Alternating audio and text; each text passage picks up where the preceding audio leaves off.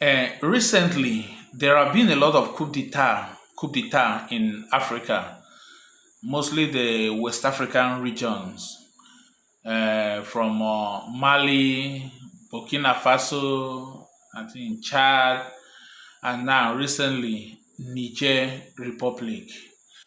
And the African Union and ECOWAS kick against it seriously. The current leader of ECOWAS, which is the president of Nigeria, even think of forming an anti-coup unit, which is a military unit that will intervene in issues of coup d'etat. Uh, the president of Kenya, William Ruto, talk against it seriously that it is not good for Africa.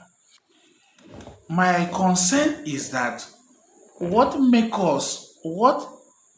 us believe that democracy is the best system of government for Africa?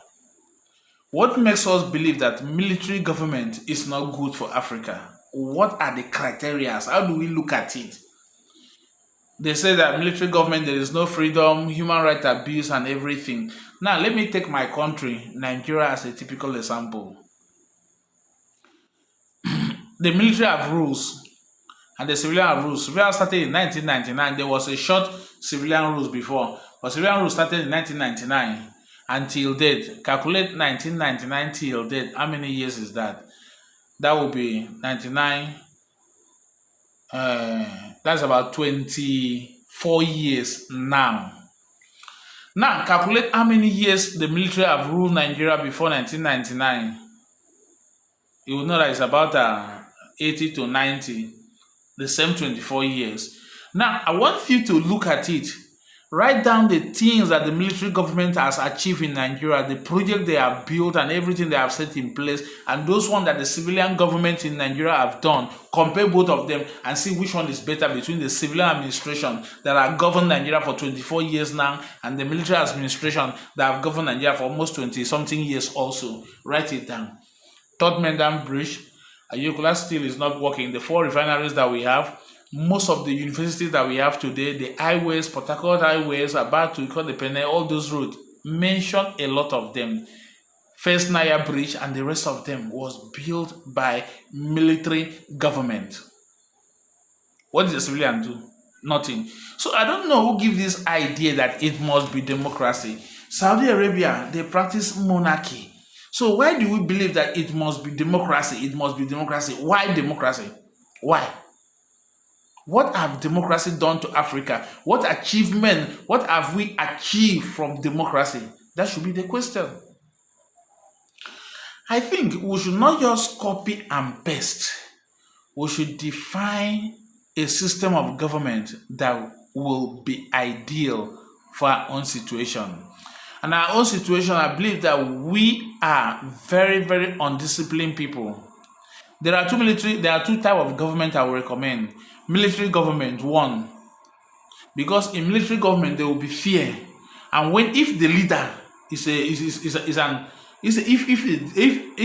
the leader is benevolent, if the military leader is benevolent, and the military leader give you contract to do this work, that work will be executed 100% because there will be fear, unless it's a corrupt military junta. Now, the second system of government I will recommend for Africa is what I call Afrocentric system of government. It should be a government based on targets. Democracy is not working for this country. At the inception of every administration, targets should be set. The government will be informed on what they need to achieve. Okay, you are the president. You need to reduce inflation to this. You need to reduce exchange rate to this. You need to improve education to this standard. We need to include our export to import ratio should be this. You set those targets and give to the president or to the governor, and at the end of 1 year, if you cannot achieve this, you are out of the system. That should be a system of government that we should operate, not democracy. Why are we fighting as if democracy is even better than military rules? Why? That should be the system of government. Government based on target. And if you are in government, in this Afrocentric system of government, if you are in government, you born here, you die here. On no account should you go for medical tourism. If you are sick and you feel that the hospital in this country cannot take care of you, you have to resign your position before you travel out. So far you remain part of the government, you have to treat yourself here. If you are a part of the government as a minister, as a governor, as a president, as a commissioner, you are not to send any of your children abroad for education, for primary, secondary, and first degree. That's a system of government that is good for Africa. So all this talk of hey, military takeover is not good. We don't want to tolerate coup after coup after coup after coup is nonsense. It's rubbish. Democracy is not working. Now, mention one country that democracy have worked in Africa. Mention one country that democracy have been able to eradicate poverty in Africa. Mention one, let me see. And why are we fighting for this democracy? Why? Why are we fighting the military? I've said it. Military provided most of the infrastructure that we have in Nigeria today. So why are we fighting for the military? Fighting against the military? Why?